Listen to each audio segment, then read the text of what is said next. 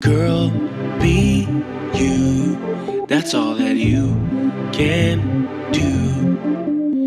Girl, be you. That's all that you can do. Don't be nobody else. Don't be nobody else. Don't be nobody else. Don't be nobody else. Girl, you should be yourself.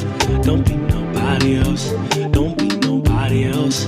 Don't be nobody else. Girl, be you. That's all that you can do. Girl, be you.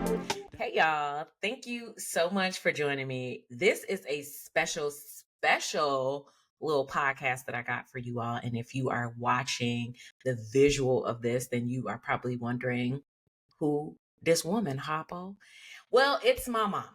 And my mama's here with me today because we're going to be talking about something very special. A couple weeks ago, I got on Facebook and I just felt like I wanted to share an aspect of my life that is really who I am. And it really helped me to really lean into being my most authentic self. Y'all know that I am the Girl Be You queen. I shouldn't even say queen, but I'm your big cuz reminding you to be yourself in every instance, right? And so while I was on Facebook, I felt that it was necessary that I should share some of my vantage point about being a pastor's kid. And in the Black community, being a pastor's kid, that is like, it has a lot of ranges. You're either loved, you're hated, but most of all, you're judged. Okay. And so I went on a little bit of a posting spree, which I don't always do on Facebook. And I just kind of shared some aspects of like things that I've seen over the past 30 years of being a pastor's kid and some perspectives from the vantage point of seeing my mother in that role of a pastor's wife for almost 35 years next year. And so with that, I was like, this would be a great time to have a conversation with my girl, with my best friend, with my mama, the one who birthed me, the one that taught me, the one that raised me, and not the one that I be chit-chatting with every day. And I thought that this would be a great time for us to talk and just to give some insight, because I think that as a pastor's kid and as a pastor's wife, people get a bad rap. We get a bad rap, but we also don't get the ability to see mothers and daughters that have healthy relationships, and mothers and daughters that are friends without being pastors' wives and pastors' kids and all these titles that we put on people. So, quick intro, y'all know who I am. I'm Gigi. I have struggled with saying what I do, but I am an author. I'm a writer. I'm a blogger. I am a run my mouther because I'm a run my mouth. Okay. I enjoy running my mouth, but I also enjoy being quiet and being still and reading. As you can see, this is just one bookshelf in the house. I enjoy being a person who will spark inspiration for others, and especially Black women in the Black community, because that is our space to exist in who we are.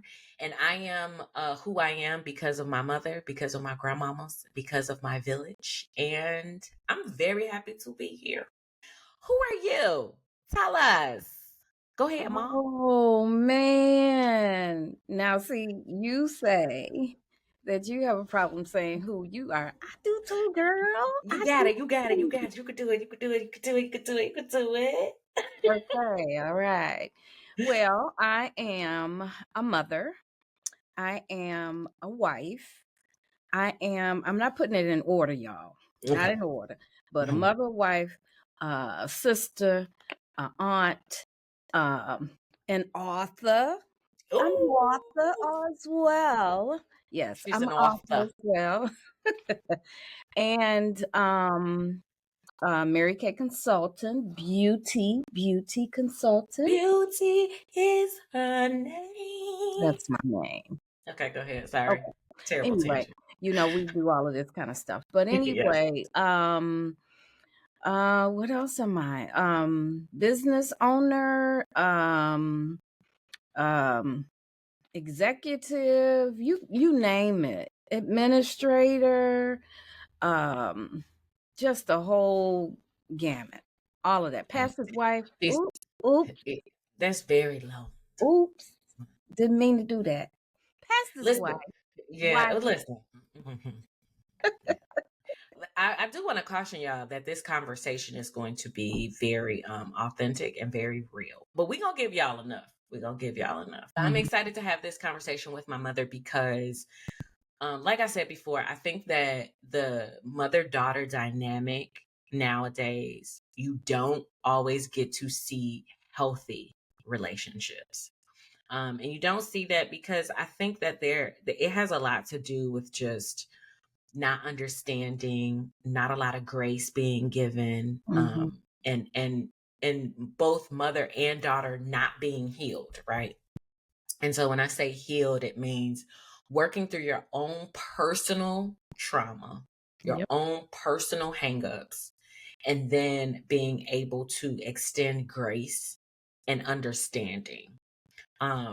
Growing up, y'all know my dad started his church in May of 1991. I was 8 years old. And so I've always been very much a love a girl for sake of words or whatever. Because I was really reading. I was really reading books that I didn't have no business reading. I was reading Waiting to Exhale in sixth grade, okay? And I think that reading that and being the person that I was, I tapped into the emotional side of me. And so I was very, Mom, would you say that I was very like an emotional kid or just very sensitive in some ways? I think I would say kind of sensitive. I would put them both together, emotions and sensitivity. But you were also that um, lively child, just full of life, Mm-hmm. always smiling, just you just I don't know, you were just something, you know. And I always tell people that I did not grow up watching cartoons. Hmm, Like I wasn't watching like Tom and Jerry. And right. that's because I was babysat by my grandmama, my granddaddy, my uncle, my aunties, who all lived at my grandma's house. Yep. So I was always in grown people's business. So I wasn't talked to like, oh my God, G, get your coat. We're gonna go outside. I was going down to the tennis court with my uncle, and he was teaching me and my sister how to play tennis. I was watching the Carol Burnett show, Oh wow, yes. drinking tea with my aunts. Okay, I was sitting Hmm. in the front room with my granddaddy. So Hmm. I think that the being raised in that manner, and because my parents, they were not, oh, little schnookle poo poo poo. They weren't like that Hmm. with me or my sister. But Hmm. especially me being the oldest and just being very like, hey y'all, I'm here. What's up? Yep. Like the adults would be looking for me. Yep. Even as Like, a where's little G? girl, my goodness gracious. So, The but truth. yeah, so I say that because I've always been tapped into that and very aware. So when my parents became pastors, my whole world shifted. Being 8 years old, and now everyone was watching me, and everyone was watching every little thing that I did. Hated it very much. So, how did you feel? So let's go back. It's May 1991. How did you Mhm. feel as you were in your 30s, right? In your 30s, Yeah. married, 32, I think. Something like okay? that. Uh-huh. Married, two Yep. daughters. Yep. And do we want to talk about family dynamics a little bit, because I think that plays into a lot of like Like what? you being from a small family, Oh, marrying into this really huge family, yeah. and Yeah. my daddy having a very big personality, and my Yeah. mother, you really got to get to know her to know that her personality, baby. But we just gonna leave it there. So how, like, with knowing all of those dynamics and knowing all of those things, how did May 1991 starting Become at the time change your life, or how did it shape your life? Well, I will say this. Um Starting the ministry, it was very scary. Mm. I had no Why? It was scary because I had no idea of how to, first of all, lead.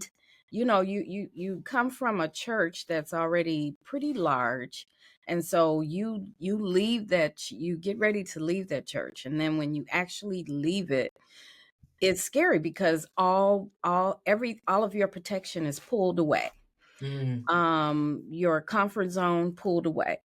There's nothing there to protect you in this on this earth, mhm, physically, other than mhm, God. mhm, He's the one that's going to protect you, of course.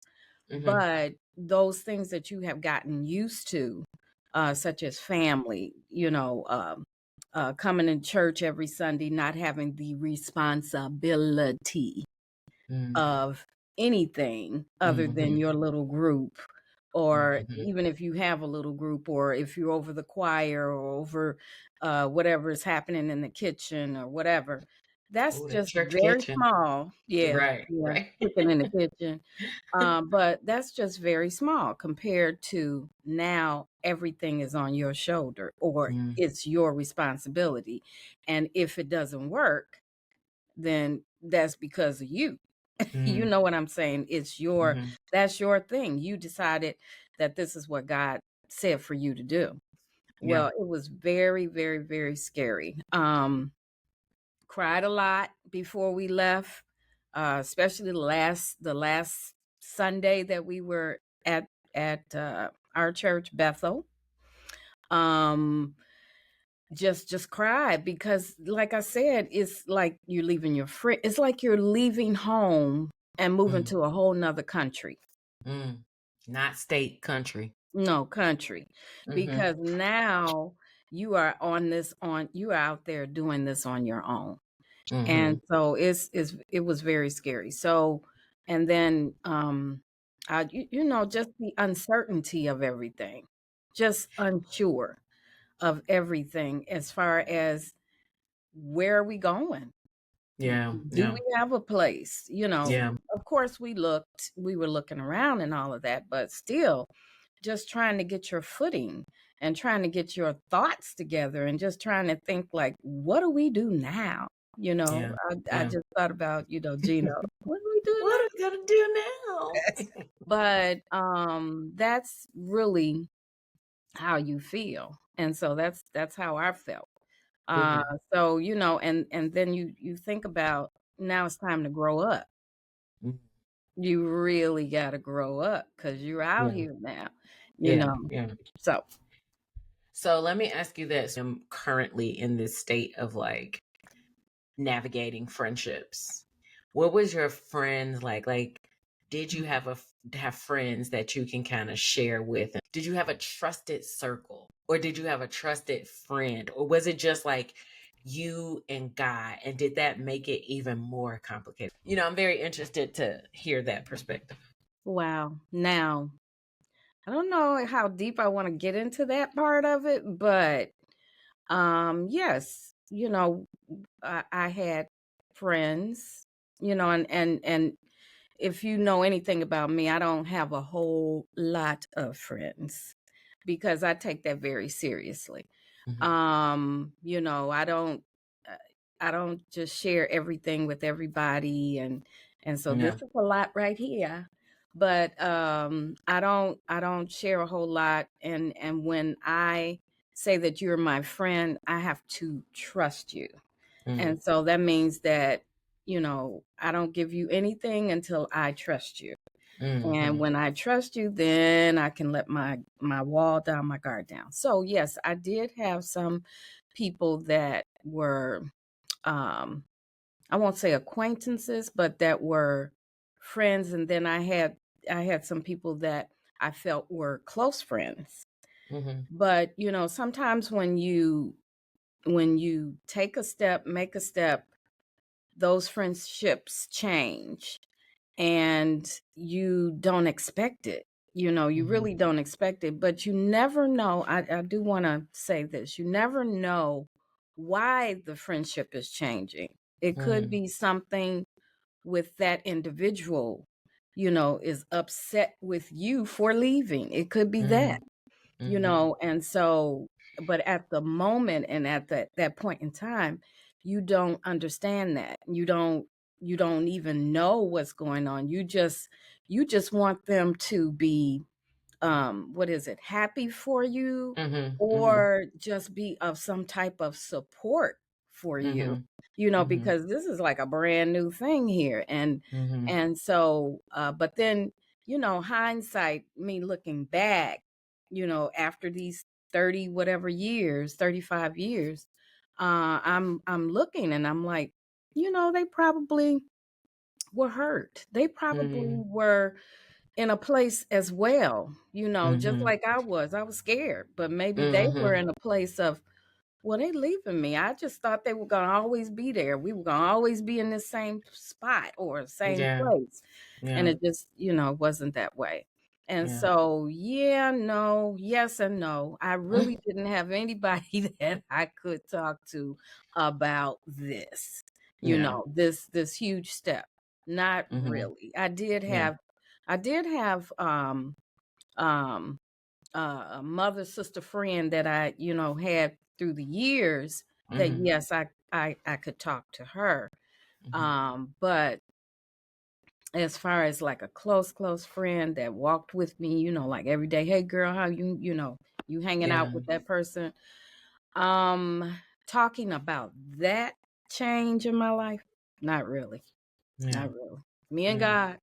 Me, God, my husband. So I say this a lot because I think that my mother knows that I've gone to therapy. I started therapy when I was in college, and then after my grandmother's passed, it was necessary for me to really, really go to therapy because honestly speaking, I was on the verge of a nervous breakdown. I wasn't sleeping. Their death just really my dad's mom, it really just spiraled me into just a bad place. And so through therapy, I had to face a lot of stuff about me because people think that therapy is about the other person. Like, oh, I'm going Mm, to therapy because of that. No, no, no, yeah. no, no, no. The therapy was about me. It was about the expectations that I was holding towards other people. Mhm. And I had to walk through all of that. And so one of the things that I realized was that being a pastor's kid did have a lot of impact on me because I placed a lot of value in who I was based upon the title that I held. So I would always say, if people ask me who I was, as you see in my intro, I said, I'm Gigi, I'm an author, I do this, I do that. If this was me 15 years ago, I would be like, oh, I'm Gigi, my dad's Bishop Glenn Mellor. And that was because I based my value of who I was around my parents, around my family, and I had to learn who I was as an individual. That leads me to my next question is how did you learn to differentiate daddy being called to the ministry, like him being a pastor was God calling him? Because I always say God called my daddy to the ministry. He didn't call me to pastor. He called me to a different thing that might look like pastor, but he didn't call me to that assignment in what he has, because God has given him extreme amount of grace to be a pastor. So how, as a pastor's wife, do you differentiate or separate the fact that, yes, God called my husband to be the pastor. He called me to walk alongside him and support him. I have my mama got a life too. So how did you learn to do that? And I know that's kind of heavy, but I It's think that heavy. that's a real question, because I think that a lot of pastors' wives believe that, oh, if my husband is the pastor, then automatically I am the assistant pastor. I'm just interested to see how you differentiated that in your mind and how it changed over time. Yeah, that is an excellent question. It's a heavy question. It's very loaded. For me, let me just preface this. When we started, I had to know for myself that we were to be stepping out. Mm-hmm. And the only way that I could know for myself was, one, to have a relationship with God; two, go to him; three, ask him, what are we supposed to be doing? Oh my God, I need to know. Not that I was going to change my husband's mind, Mm-hmm. Mm-hmm. but I needed to know for myself so that I could relax, so that I could allow him per se to move freely. And then, me to come alongside him. So I had to get in God's face, ask him, you know, what in the world? What are we supposed to be doing? Because let me just backtrack just a little bit. I told my husband when we were dating, he was not NOT, a minister.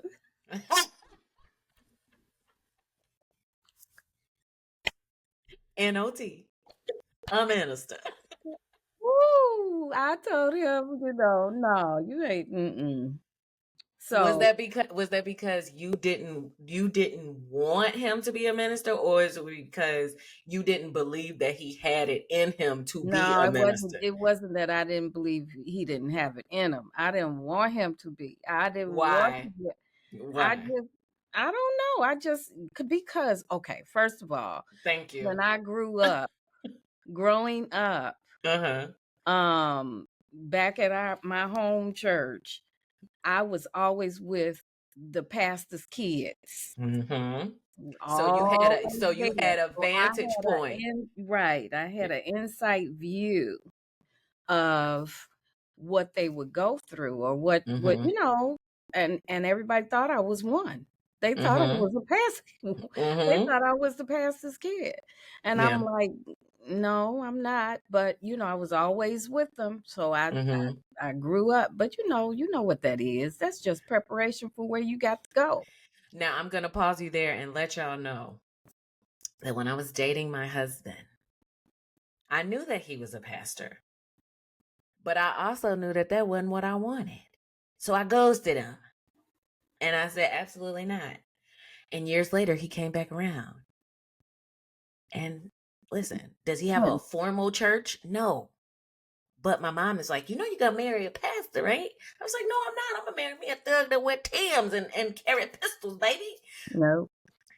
My husband is the most gentle leader, pastor who he truly has the grace for God's people. When I look at my daddy and how my dad handles people, how my brothers handle people, and when I look at my husband, I be like, yep. God, I said in my list, no pastor. Doesn't matter. It really doesn't. But go ahead, proceed. She said he's NOT, not a minister. So that's what I And said. he wasn't a minister because he was a PASTOR. He was a pastor. But he had to start somewhere. Yeah. So he, I told him that he wasn't. And so I really had no clue. But people were telling me, at my home church, they would tell me, Kim, you gonna marry a pastor? I was like, no, I'm not. I was doing what she was doing. No, I'm not. I'm not marrying no pastor for real. No, no, I'm not. And so I'm thinking that they're just saying this because of, I'm growing up and this was, all of that. Yeah. But no. So that's kind of like a back backdrop history for you. But that is one of the reasons why I was like, oh my God, I really needed to go to God. That's the point that we were at. Yeah. I really needed to go to God to find out what are we supposed to be doing. And so he had to assure me. And once he gave me scripture, hey folks, God will give you scripture. That's how you get assured of what he's talking about and that he's talking to you. He will give you scripture, his word. So once he gave me that, the word that he gave me, it gave me assurance that, okay, yeah, we okay. We okay. But still, it's still scary. You need courage. You need something to help you to step out there. And so anyway, he gave me that word, and that is what helped me. Well, I knew that he called him to be the pastor, but I also knew that he called me to you can't just, have him out there and you not be there. You the wife, you got to go. The family has to go. And so with that word that he gave me, I knew that he called him But he also had a calling for me as well. Now, I wasn't sure of how refined that was going to be. And but it was a challenge going out there because I was just assisting. I'm a good assistant. And so and I will follow along. I do have my opinions. And in the beginning, though, I was very, very, quiet, kind of kept my opinions to myself, just, kind of rode with every punch, just got in there. And it's one thing about me, if I'm excited about something, I'm gonna get in there and I'm gonna work. I'm gonna work with you. And so we got out there and found out that nobody came with us. No, yeah, I was out there by yourself. We had a few people, his mother, his sister, and one lady that came from Bethel, and my kids. Sweet Mother Bodie, rest in heaven. Yes. And she was very faithful. She came and nobody else came. Now we had, I think it was like a grand opening week, and it was exciting because the little place was filled. Y'all, it was little. When I tell you it was little, it was oh gosh, I'm gonna have to pull up some pictures, but it was little. It was an office building. Oh yes, Lord. So picture if you have like a call center for 4 people. Yeah, that's exactly right. It was that small. But go ahead, Mom. But it was exciting that very first week. After the first week, shock, because everybody went back home to their home church, and it was just us. And so that was a journey. That was something. And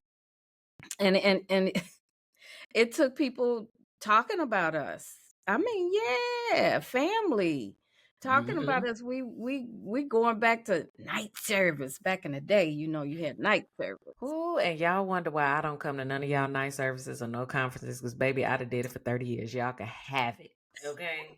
Have it.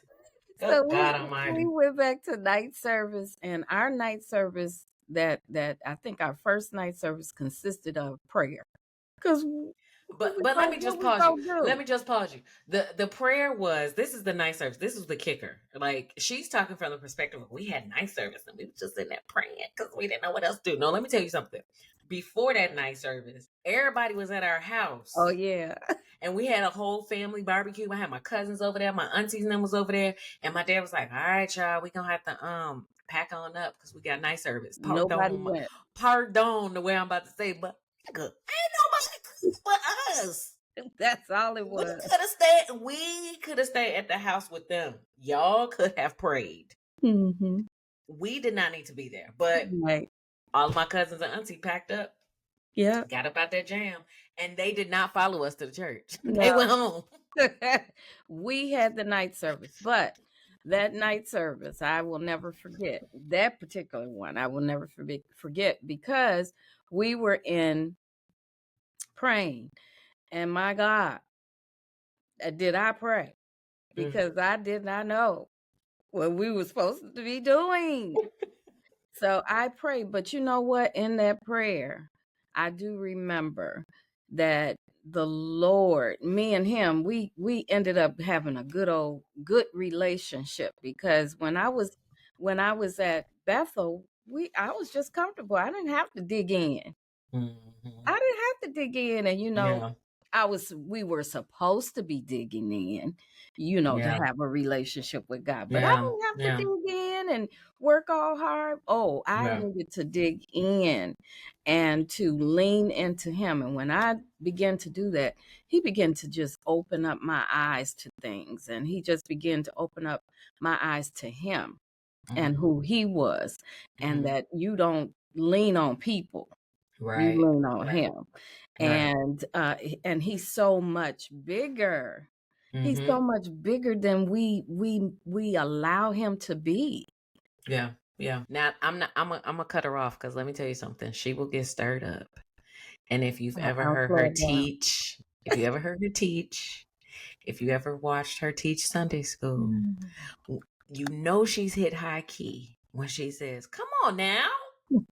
Come on now."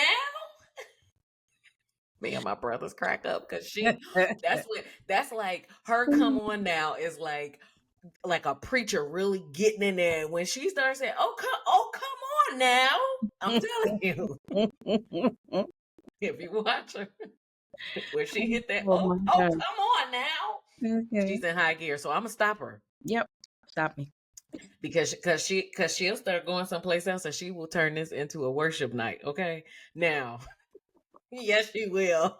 Yes, she will.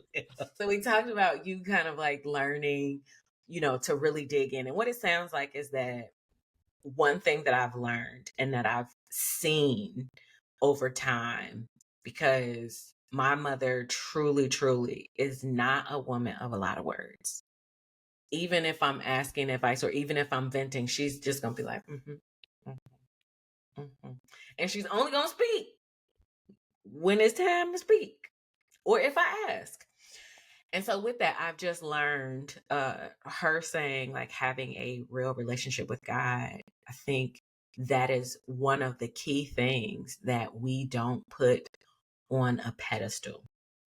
We don't put that as the forefront because it is so easy, especially now. It is so easy to be like, I'm going to do this so I can go viral. I'm going to do this so I can get followers. I'm going to do this so people will come to my church. I'm going to do this. And if I put the music this way and cut it and at the end of the day, the only way that you're going to make it through is having a relationship with God.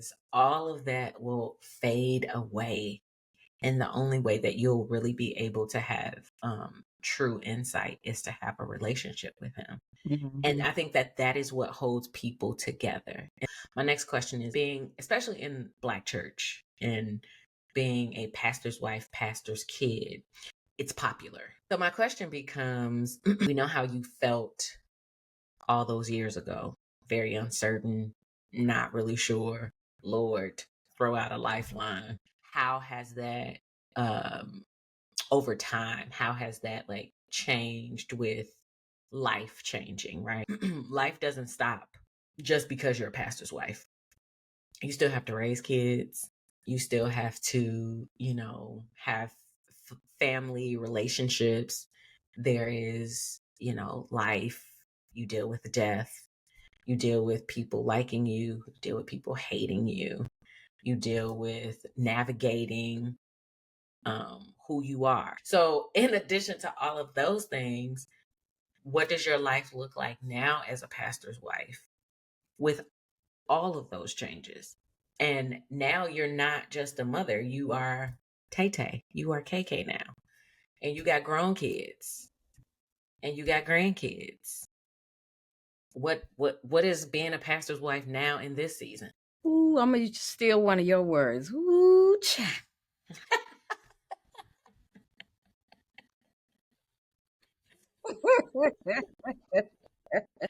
The people that will listen, especially pastor wives, they want to know, like, what is this?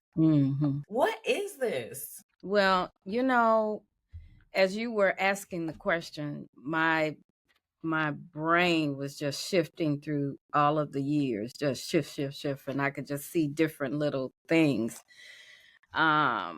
that I have dealt with through the years. It's so many things, but I will say this, being a pastor's wife in the beginning is not the same as it is now. In the beginning, I was learning, I was growing, I was going through, I was dealing with people, I was dealing with, small church, real small church, then church growing, then people coming and just, oh man, street ministry, just getting out there. Revivals. Yeah, and leading women and all of that, and just being excited about that, and then falling into different little traps of different people talking and doing this and doing that and not liking you and all of that.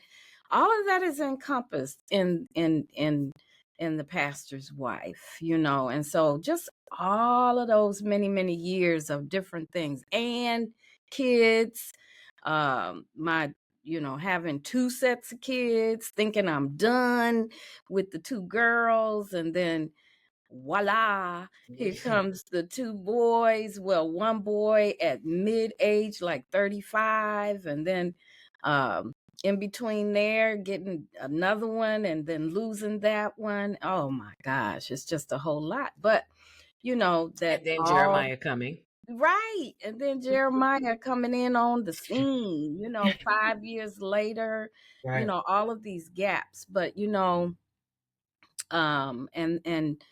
I see all of that, and I thank God for all of those experiences, and then just health issues, and then now in the pastor wife realm, now I'm a grandmama, yeah, and they call me KK, and I have one that calls Hey, me Tay. KK, yeah. She can't get that K together. But and just experiencing my children becoming adults and trying to help them through, and then you stepping back, the advisor, yeah, and giving advice, and trying to let them navigate, and you just kind of help, and it's just really a lot. And working, oh, I forgot about working. I didn't even put working on the shelf. I was Right. working and stopped working, came worked in the church, and then I was like, it's time to go, because I gotta be me. I gotta find me. I have become all of this for everybody else. At least that's the way I felt, because I wasn't doing everything that I wanted to do. And so I'm like, it's time for me to step out and go get me something for me. And then when I go get something for me, I get my voice.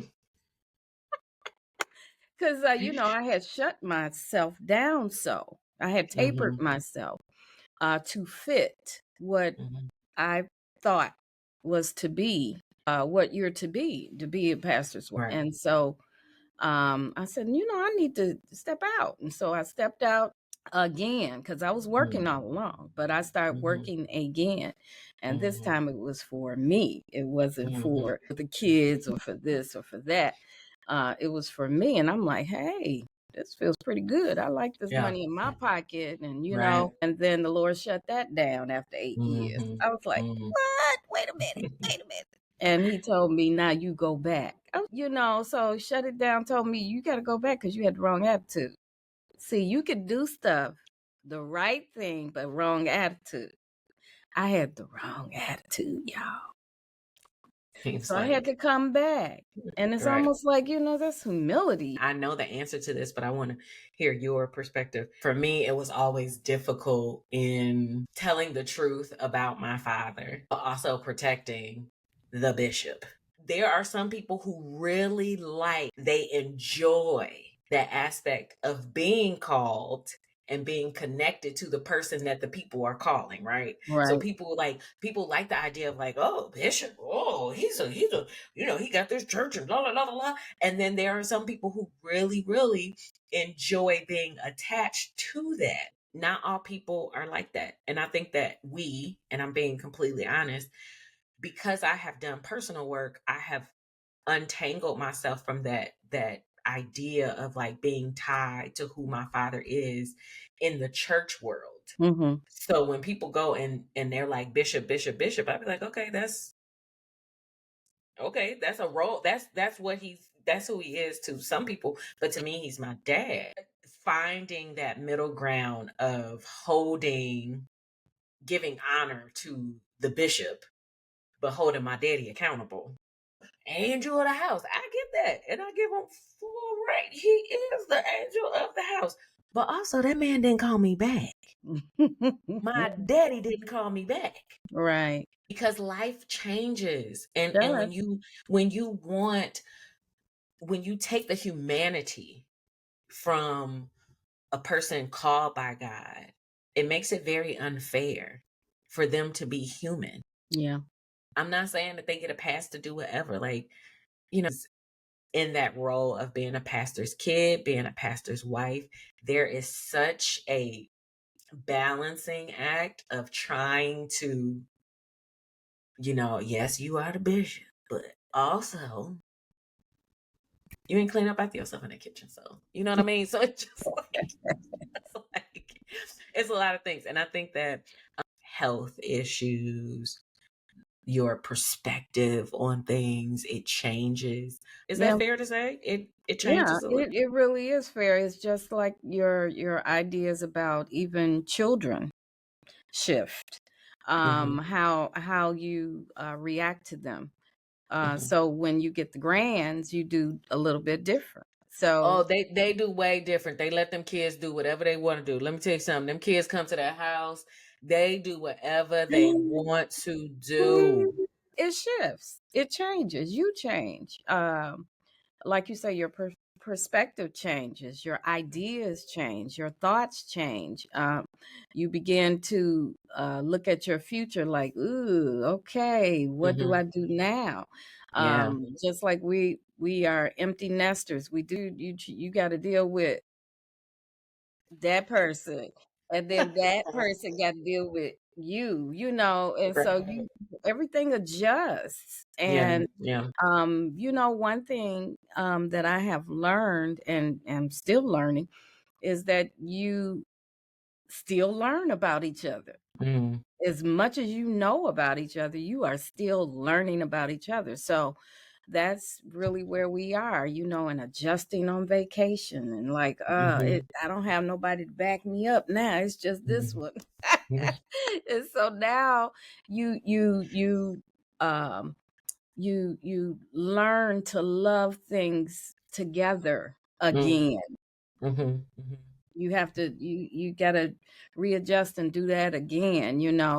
And then you give each other space because you're not that same person. We got married when we were 20.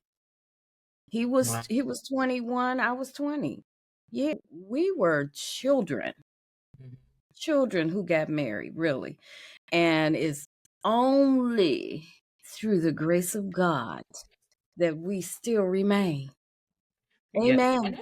that's probably why I was very resistant. I shouldn't say I was resistant. Like I definitely had a plan for my life to be like, oh, at 27 I want to be married. But then when that didn't happen, I was like, my mama and daddy got married when they were like in their 20s. And I'm not saying that y'all didn't live y'all life, because I think that, We y'all did. We yeah, did. y'all did, And we did. y'all lived according to how y'all lived. But Yeah. that's why for me, We I was didn't be like, like you, but I did not want to be I had made up in my mind like, oh yeah, I'm just not going to get married. I'm just going to be a rich auntie. And when I did, I think that when I got married, I think that the entire family was just very excited. we had a party. I think everybody was very excited because I'm very much like I was I am the family manager, self-appointed family It really manager. is, though, So I honestly. really take I care of, give it to even her. from being out of state. They Yep. still be like, gee, so you think you can get mama to cook for the holiday? Can you get my sister called me and was like, okay, so we want to come down, but it's so can they're literally waiting for me to put together the plan. You got to, or it won't be one. Or it won't be done. It'll be one, but it won't be right. It'll be so lopsided. And I'll be like, well, why didn't y'all? Well, mama didn't. Don't worry about it. I'll do it. So, but I will say that when I did get married, I was grateful because I got married when I was 40. My parents got married when they were 20. And so for me, again, I had always like measured my life by my parents' life to be like, I don't want to be a pastor's wife because that's what they went through. I don't want to do this because that's what they did.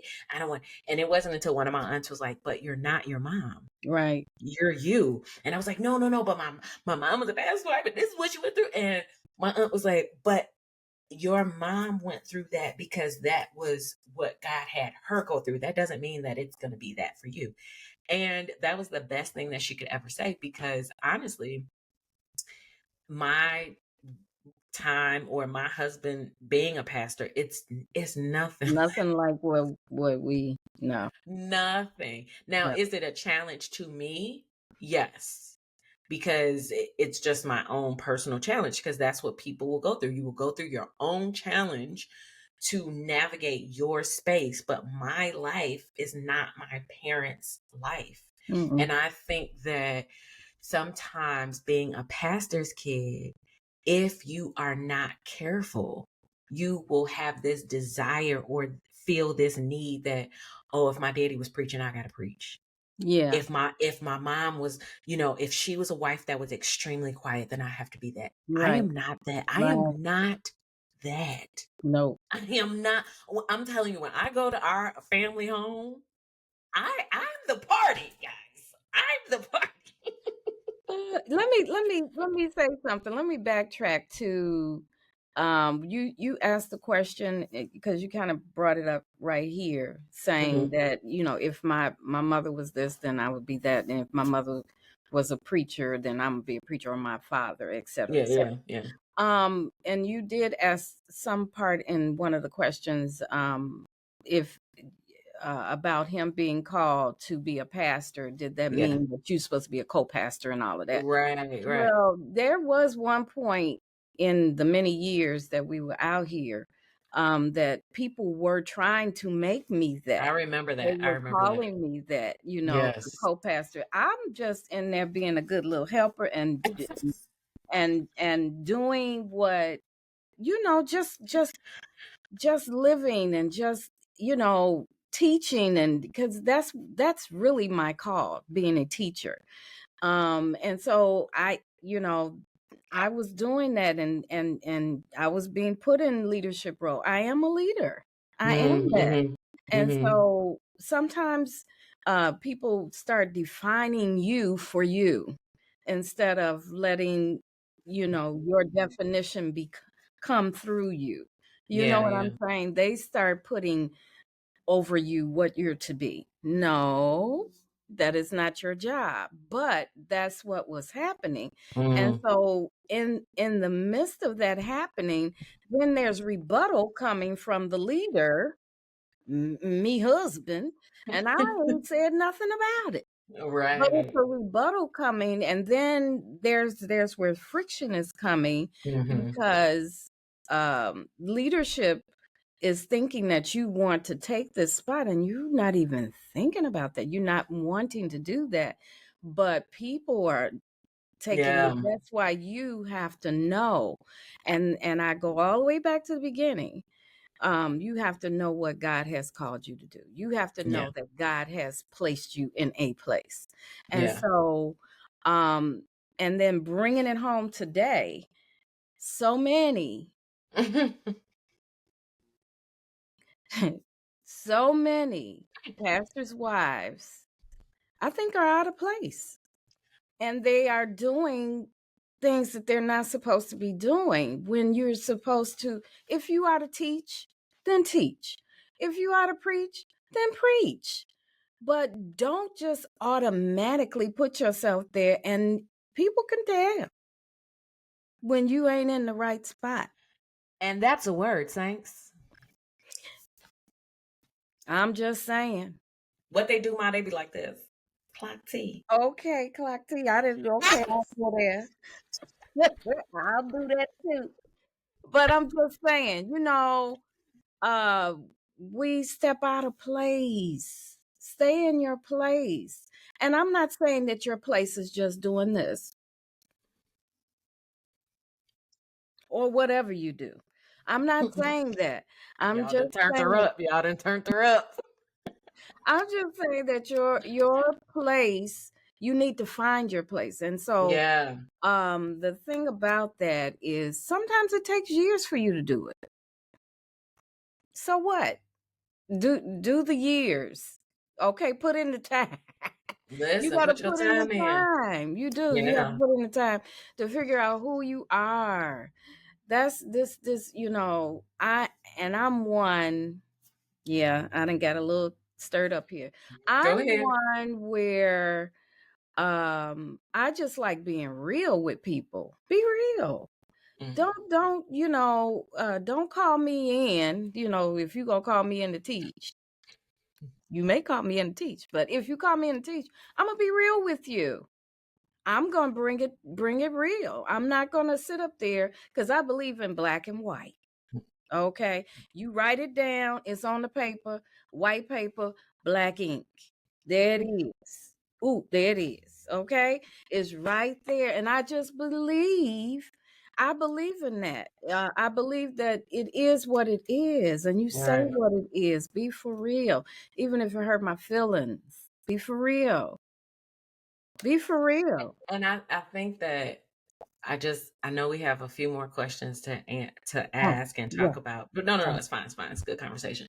I think that again, I think because that this is what sparked me to start talking on Facebook is because I think that I was just talking to EC and saying that people, in my opinion, have used Jesus as their rebrand of their lives. Mm. And Jesus he doesn't need the rebrand. No, he doesn't. You just gotta be yourself. Right. Like I've always been very, very honest about my journey. I was a kid that, my parents were strict. I'm talking strict. Don't leave off Wasn't the that block. straight? Y'all were strict. I mean, no, y'all were strict. Listen, we couldn't leave off the block. Daddy would say like, "Oh, if you try to leave off the block, the Holy Ghost gonna tell me." That's not strict. That's very strict. That's Well, very I strict. agree with that. The Holy Ghost And will tell you. and I understand that. In hindsight, yes, Yeah, now do I yeah, understand that? At the yeah. time, no, I I know. didn't. And I think that was a realm of protection Yeah. because both of my parents, my daddy had to hustle to make the church work. My mama Mm. was downtown providing to make sure that everybody ate. So the only way that there was a sense of protection is the Holy Ghost gonna tell me. And I get that now as an Yeah, 8-year-old girl, 10-year-old girl, 12-year-old girl. that's I true. didn't understand that. So That's for me, I grew up very strict. And my parents just did not allow certain stuff. Sleeping over at people's houses and talking to any old kind of people. My parents just didn't allow that. So when I got to high school and I went to an all-white high school from sophomore to senior year, there was so many things that I was dealing with that my parents had no idea that I was dealing with mm, because they were focused on providing and doing what God called them to do. That's mhm, all they knew. mm. So they weren't with me with the microaggressions of white people being like, "Oh my God, like, so can I touch your hair? Do you guys like have a pillow?" Like they had no idea what none of that meant. And then our church was in a predominantly Black Yeah, neighborhood. So I had to live in this duality right. of being like, "Oh my God, Sarah, what are we eating for lunch? What are you guys doing this weekend?" To going back with the Black folks and being like, "Yeah, I don't stop at stop signs." Because do you understand? Like, so Yeah, all of that. And so you're dealing with that. And then when I went to college, by that point, I was like, "Oh, I'm outside." And yeah. outside was different than this outside. This outside is very dangerous. But Mm. outside back then, didn't nobody have no phones. We was just out there drinking. We was out there partying. We was out there having a good time. I done And I got was kicked out of back school. here praying, y'all. And she was praying like, "Lord, save my daughter." And I Oh, was but like, Lord, "I keep want to her, be saved. She keep don't want her. to be saved. Don't I save her. said, Don't keep save her, her." Jesus. And But he assured me on that too. But go ahead. and I'm saying all of that because people don't want to be honest about their story. Mm-hmm. So with you not being honest and transparent, I'm not saying Mm-hmm. you have to say everything, No, you don't. but I'm very honest about, was I wild? Yes. Was I a pistol? Yes. Was I trying to fight everybody who I saw? Yes. Mm. But over time, God You started was. changing. Oh, I used to be on campus like, Like I said, you was. I had more bark than bite, but because I was around people Yeah. who didn't know me, I was able to change who I was, and changing who I was really shifting me on the inside because you can't keep up with that. Mm-hmm. You can't keep doing that. Yeah. So I say all of that because Jesus is still Jesus in your life at all points. I don't now need to be a preacher in order to know that God changed my life. Like, I got an armor bearer now, and now I'm traveling over the world, and Now I'm not that. I'm a podcaster. I run my mouth and I talk about Jesus and I talk about how God changed my life. And yes, I am a pastor's kid, but I have never had a desire to be a preacher. Mm-hmm. I Hence was hence the girl, be you. be you. I have honestly, when I tell y'all the truth, when I was at my dad's church, all I wanted to do was to be the community liaison. And I wanted And to she's doing do it. all of the amazing things in the community. Being a pastor's kid, to your point, people will say, "Oh, you need to be a preacher." Mm-hmm. I know. Yeah. Everybody, they seem to think that everybody needs to be behind the sacred desk. And that is not it. Gifts and callings, God has a call. Different things. Yeah. Several administrations. It's in the word. It's Yeah. right But there. they not reading But it. the same Some spirit, it says different yeah. administrations, but the same spirit. So Yeah. it's right there. So everyone has a place. Two of your children work at our church, Life Christian Center. Two of them are there. Your baby son is the executive pastor. Mm-hmm. Woo, woo, woo. Your daughter, Ronnie. Y'all don't know that I There actually really go have a sister. Veronica. My You need sister to is a bring her on. no, because Ronnie will be like, gee, what am I doing? Ronnie is a fierce protector. She Yeah. is a fierce protector of our family. And even though Mm. you don't see her, my sister is a fierce protector. And Ronnie there. And Gino is a pastor of worship. And, they're all in ministry per se. How do you feel about me being your oldest daughter and I'm not necessarily in the traditional role of ministry? Like, how do you, like, if somebody was to come to you and be like, oh, so your daughter ain't preaching, or, your daughter she ain't leading the women's ministry. Like, how do you, how do you feel about that? And how would you answer that if somebody was like, she's a pastor's wife, but they don't have no church? Well, he could be an associate pastor. You don't have to have a church Yeah. to Yeah. be a Yeah. pastor. You really don't. And when you're pastoring, you're just leading. Yeah. So we just put it always into categories again. And so and this has come from years of, and you just as your dad says, maturation.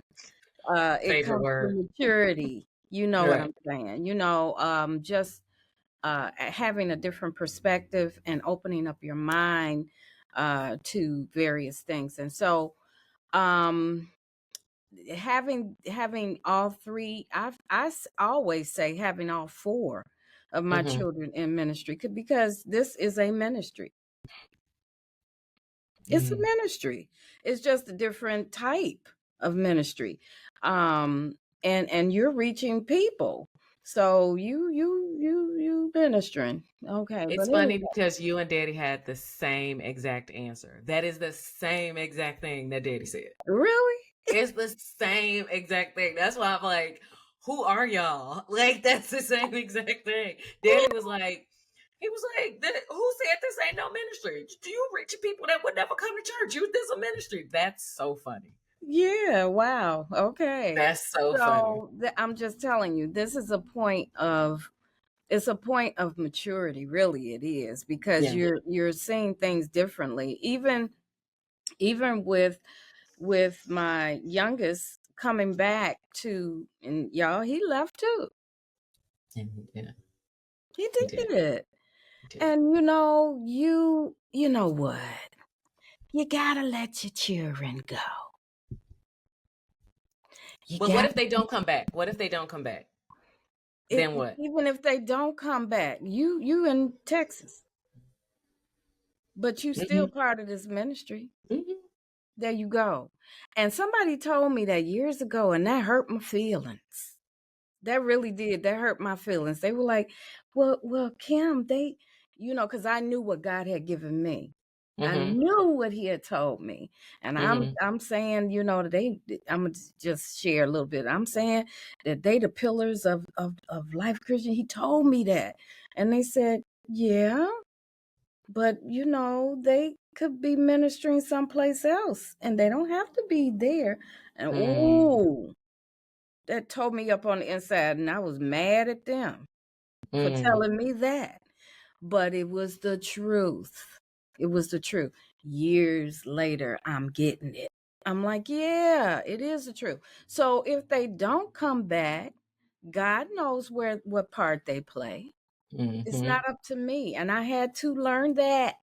You got to mm, learn that. You got to let them go. Let them go. Let them go and let them grow.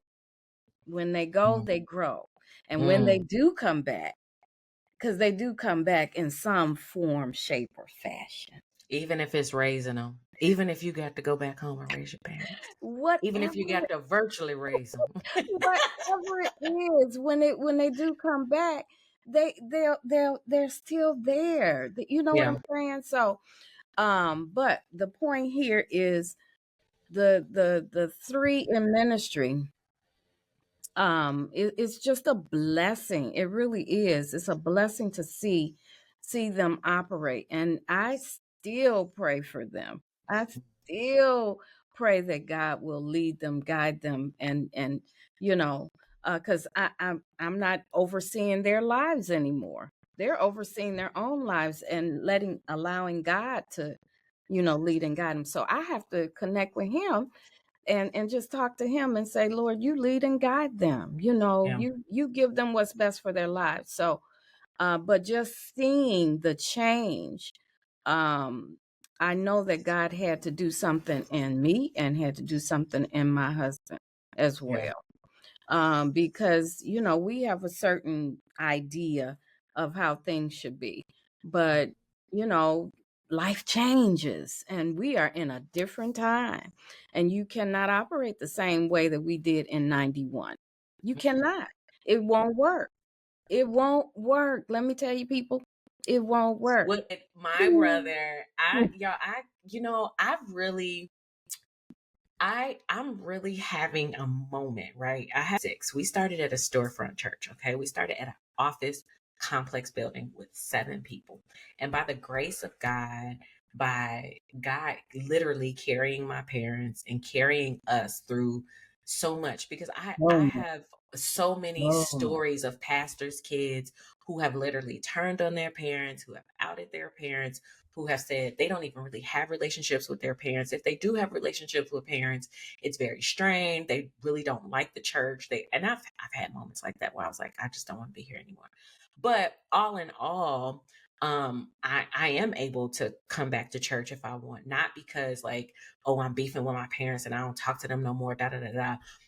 Time and space has and experiences, and even with the ebbs and flows of church folks treating me and my sister crazy and talking to us upside our heads and down in my mom and plotting on my daddy, because baby, if y'all want the stories, I got mm. them. I got them.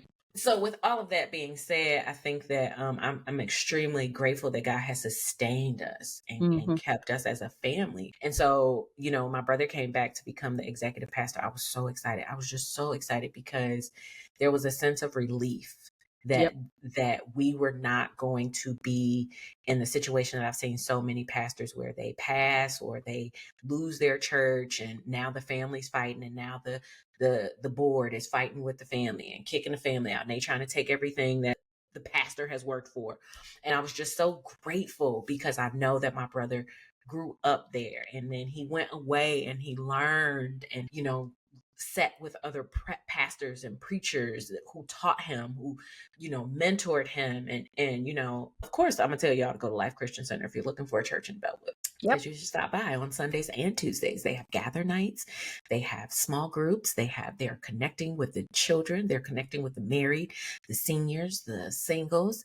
It's a great place to be, and they even have a youth empowerment entrepreneurial program that you should really be a part of if you are in the Bellwood area and you're looking for a church, because it's sincere worship, it's real worship, and they are the beacon of light in Bellwood. Y'all see how I did that? Yes. Told you she's still pod. Baby, I'm gonna market to people, okay?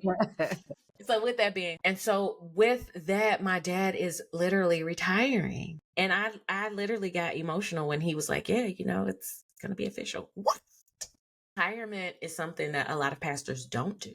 They don't pass the baton while they're still living to see the fruit of what they've done. How do you feel? What does that look like? And what did your life look like after 35 years? And now, like, listen, my mama still sing on the praise team and help my brother because that's her baby. She always gonna help the pastor, okay? She is still singing on the praise team. She still helps in administrative roles. My mama is gonna be there for her kids, okay? And her husband, all right? So my question to you is, like, how do you feel with this? Like, are you emotional the way I am? Have you, like, sat with it and realized, like, yo, this is really happening? Daddy's gonna be, I like to call him the pastor emeritus. Yeah. So, like, what does that feel like? It's a little unnerving a little bit, because it's what we've been used to. Although we got tired, still used to it. And so it kind of feels like that. And then it's almost like, I guess because I'm still in here doing things, it doesn't feel like we're retiring, but we are. And you know what? I'm grateful because I'm able to see the change happen and the life happening, the new life happening.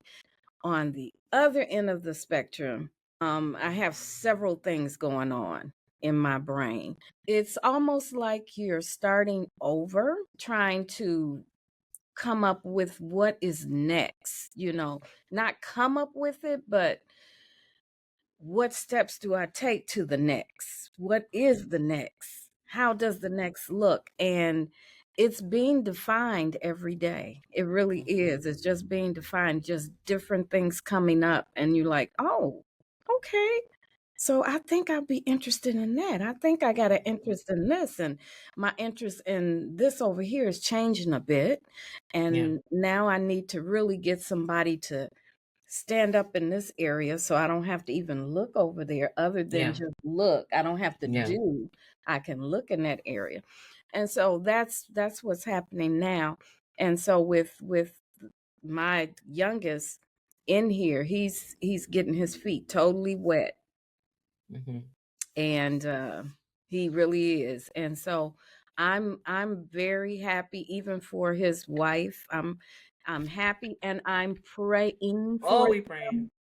Yes, I'm praying for them because my niece. Oh yeah, little miss administrator and musician and everything. Yes. She's gonna be the whole thing. Yes. And so I'm praying for them and then just praying for what's next for them as well. And so it's touch and go. This is something new.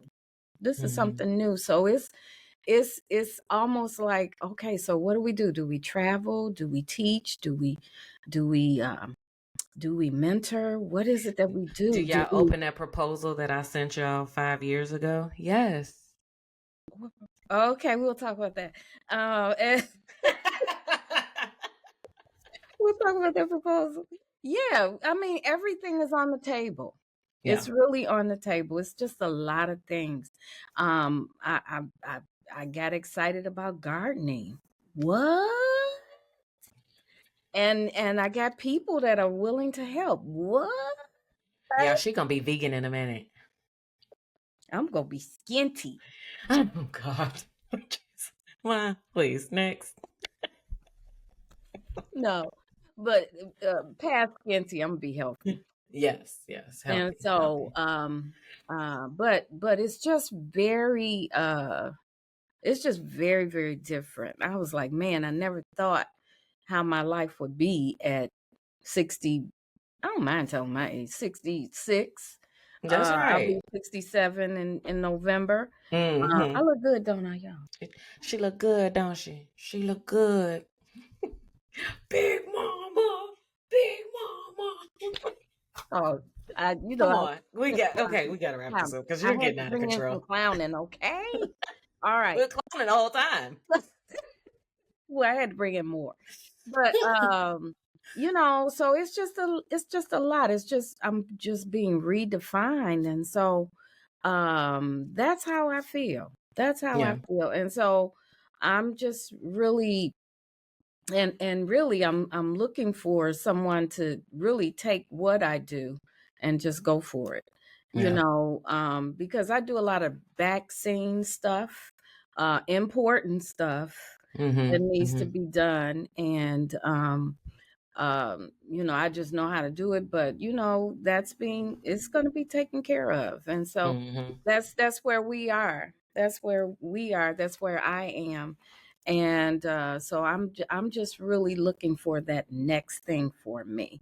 And as I stated earlier, I'm a Mary Kay consultant, and I'm searching how to Yeah. Yeah. play that too, because I was at one point and now I'm at another point, and Yeah. I you know, I'm just trying to make sure that that's where that's going to be. I always have Yeah. Mary Kay because that's my thing.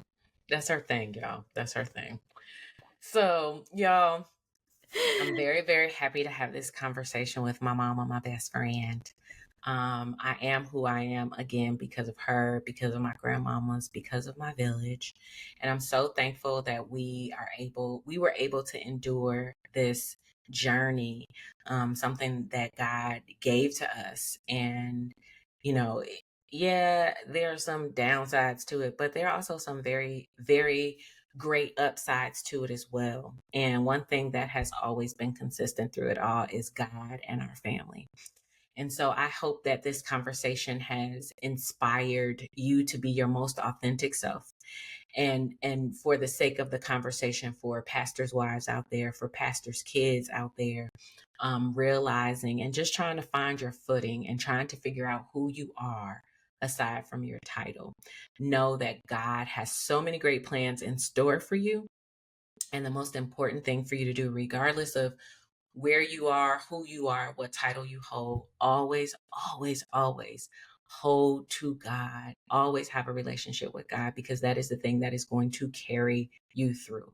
Things will change, time will pass, you know, everything will shift, but Yeah. God will always stay consistent. And so I hope that you find grace to give yourself. I hope that you have some healing that you can align yourself with, and that you realize that ministry isn't just behind the sacred desk.